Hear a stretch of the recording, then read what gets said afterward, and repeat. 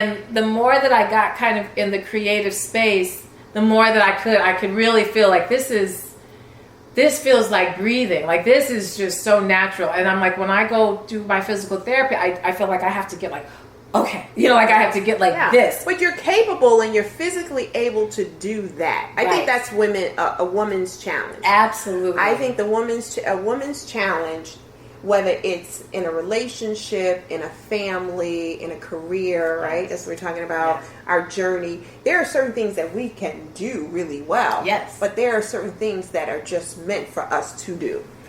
That's it. I mean, and I was good at doing other things, but I wasn't good at following what I really wanted to do.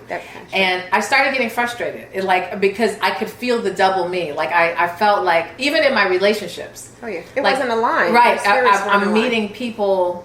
My double life. Yes, no, I'm like, no, seriously, this is what's happening. The science kid, the physical therapist traditional. I'm meeting men that are, because at this point you're dating and you're trying to find who's going to be my husband, like all this. And so I'm meeting that, but then. There would be this guy who had dreads and who'd be all artsy, and I'm like, I love him, and so the two Kenyas were conflicted. They were, and if you look at my journal, I'm constantly writing, saying, I feel double, something is wrong. Wow. I have to figure this out. Like this is, I'm living these. I know I'm passionate about being creative, but I can't do it because now I've got.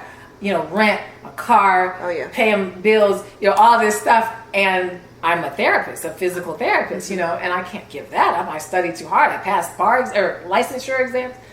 And so what ended up happening, by the time I met my husband, we started dating. He's a doctor and he was in his residency when we met. But he also played saxophone, loved music a lot. So what was nice about him was he was the Dr. Mind, like he was that, but he could go to see Maxwell. We could go to see Jill Scott. We could go hang out. Like we were he was very into music and he knew all the artists that I was talking about and we compared our CDs. And so I was like, okay, I can kind of, so your creative self, his creative self matched up with your creative self. Yeah. And I felt like, right. And but even still, I didn't really let on to him. When we first met, I just kind of played like I like music. It wasn't like I'm an artist. It was just like, I did, I was in choirs and, stuff. And I think he may have asked, do you? I'm like, no, I don't sing anymore. But I used to do that. But, blah, blah, blah. And so we had a whole relationship. We get married. He had never heard me. You guys get married and he still hadn't heard you. He had never heard outside of humming, around the house. And I told him I was Dorothy and I was these things, but I didn't credit it. I didn't credit it as what it really was because again, I'm trying to be normal. Because I'm thinking something's wrong with me. You're trying to be that societal norm. Absolutely. This is the tradition, Kenya, the traditional Kenya. Right. And so music is a hobby. So you killed off the creative. I did. But but this is the thing. So we get married and stuff, and I am now officially, I think when you're young and you get married, because I got married really young, I got married at 26, you're thinking, now life's fine. Like, I did what you're supposed to do. Checked off the box. Right. I'm good. I got to have a baby. Yes. But for now, we're good. And I started being what marriage is, reality kicked in real quick. And I recognized this isn't all. Yes. This is fine, but this isn't all. Right. And in fact, it's highlighting now what's wrong. Not only is it, showing that it's not all, but it's highlighting the deficits of you. And so it was, that was when then I started really feeling very conflicted. I had pretty much stopped writing, I started grad school right after getting married, or I think I actually had already started grad school right when I was engaged or something like that. I was doing way too much. And once grad school, I literally just didn't have the time because I'm working, treating patients. I was doing some teaching on the side, assisting labs at this at George Washington University, and going to grad school. So I was uber busy. Yeah. All in science. Yeah. Well, actually, no. Initially, I first majored. I was going to get my master's in public health, and so I was taking epidemiology and biostatistics, and that's when I was like, "Fuck no!" Like that, I was like, "This is it. I'm done. Anything with I don't ever want to science."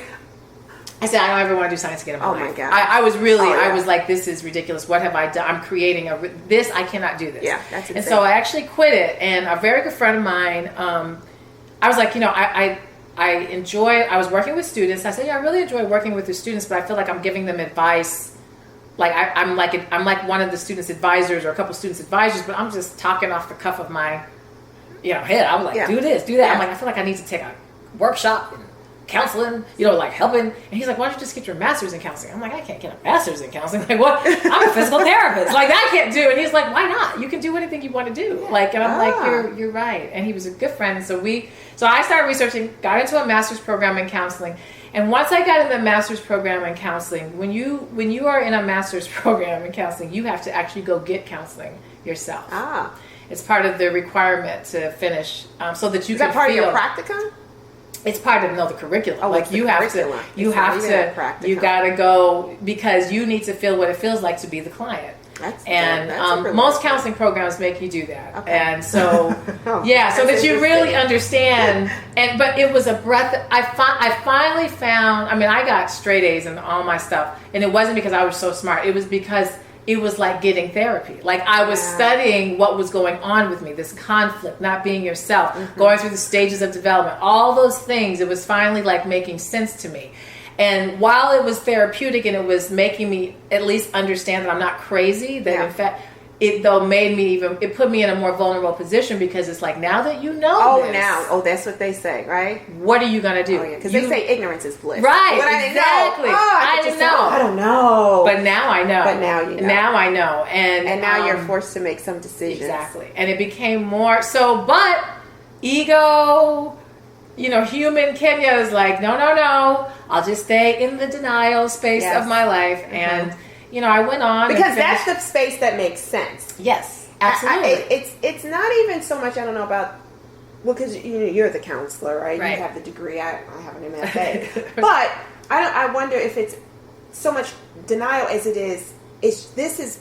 I can understand this. Everybody else can understand this. This makes so much sense. Yes, because when you're an artist, that shit doesn't make sense. It still doesn't make sense to people. It doesn't make sense what happens to your soul and your spirit, or how anything comes to you, and you can only explain it to another artist, another creator. I mean, to this day, I mean, it's and my relationships have changed drastically as a result of that. Yes, because I was living my life suppressing the artist, and so I was making relationships and friendships with people not representing who I was, right?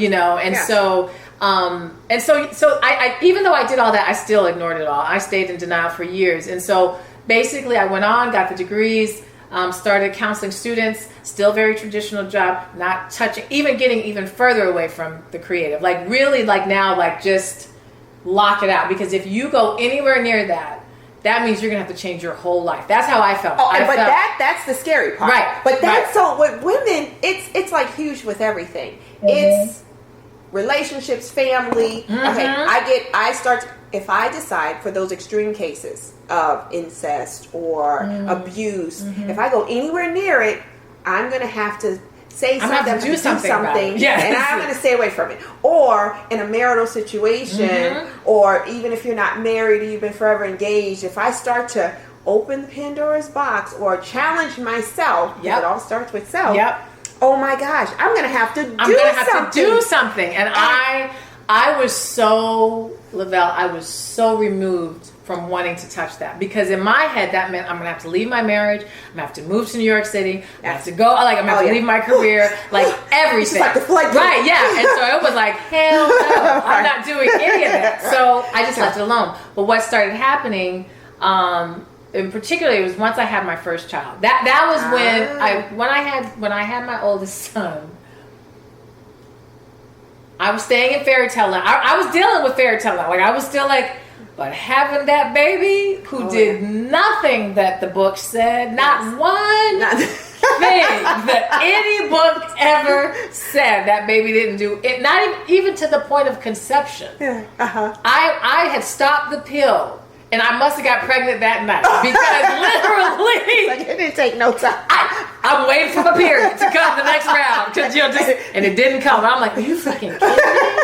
How did I get pregnant that fast? Like, I'm like, my body was just waiting, you know. Right. And so he's never done. He still doesn't. He doesn't do anything. So it shocked me. It like, and I think for me having the baby, you know, obviously you're learning how to take care, but more than anything, you're learning about you. And I couldn't handle taking care of a baby and suppressing. Like it was too much. I'm like, I'm suppressed. Something's got to go. Something's got to give. And so I was beginning to understand that. I started talking to my husband more about it. I'm like, look. But doesn't life get real? Like shit gets real when you have that first baby. Oh God, and fast. You're having to answer like every answer that or question that comes your way, even if it's inner driven, gets so intensified. It's so real. It's very spiritual because it's like the baby's just the baby. And so the baby is doing whatever the baby does. Yes. But all of a sudden, everything feels like the whole world has tipped over because of this baby. And it's like, oh my God. And I couldn't completely figure it out, but I knew something was way off. I knew something, and I knew that at this point, I have to start becoming vocal about this. So would you say that's your turning point after giving birth to your son? Well, it was my first big uh-oh. It was like, like you're not going to be able to suppress this. Like you were suppressing it, and you were handling it, and it was making you a little crazy, but you were okay. But when the baby came, it's like, you can't. Something's got to give, you know. And so it wasn't my clue to go and get creative. No. But I think that's in life and death. That's when you have those clarity moments. Yes. That's when you have to make a decision. Yes. And that's when people go, women, and some men, I guess, in a death situation, but for us women, that's when you start to make those decisions you really weren't willing to make, because something happens with the circle of life. Yes. In the beginning of it or at the end of it. Yep. We are now going to figure, because everything can't operate in that same space at the same time. And it became very clear to me. Because shit has to go, right? Right. I lose somebody that's really important to me. Right. All the shit I was tolerating. Yes, right. I can't tolerate it anymore. Or but birth. I was still, and so I still though, because I was a young mom, so I'm joining Mocha Moms. I'm trying to do these things that's supposedly going to make me feel right. I'm going to be honest. I joined Mocha Moms and I was like, hey, and it wasn't them. And no, it was just though, I was like, so me. This is not, I know. This isn't it. This is, and I love going to save me. The Mocha Mom. Oh, and I went to that first one and said, okay, no. No, right. Like this isn't going to work. And I thought yet again, another thing that was going to save me. Yeah. And it didn't save me. And I'm like, you know what? And in fact, not only did it not save me, it validated even more, you're going to have to change some shit. Because if you think you're going to be able to just sit up here and smile in front of women all day, that's not it either. And if you think you're going to be able to be a stay-at-home mom and do all this, that's not either. It's not going to work. Yeah. And so I definitely was, so now I start feeling depressed. Because there's no space for you. The kind of women we are, there's no place in suburbia for us. Right. No, and so all my friends look happy doing this. I'm like, why are you happy? Right. Why? Just get it together. And I'm like, you know, okay. Get the meal done at 6 o'clock. Everybody eats at 6 o'clock. Right. Or let's go and take the babies. I'm like, I don't want to take the baby anywhere. I don't want to go anywhere with the baby. I don't want to go to the arbitrary or the arboretum, whatever that is. I don't want to go to the park. I don't want to do a play date. I don't like you, really. I'm like, you know, I don't want to do this because they don't even care. They're babies. That means I have to talk to you all day. I don't really know you. I didn't pick you. You were in the daycare. This isn't. And so now I'm depressed. Because I'm too scared to do what I know I'm supposed to do.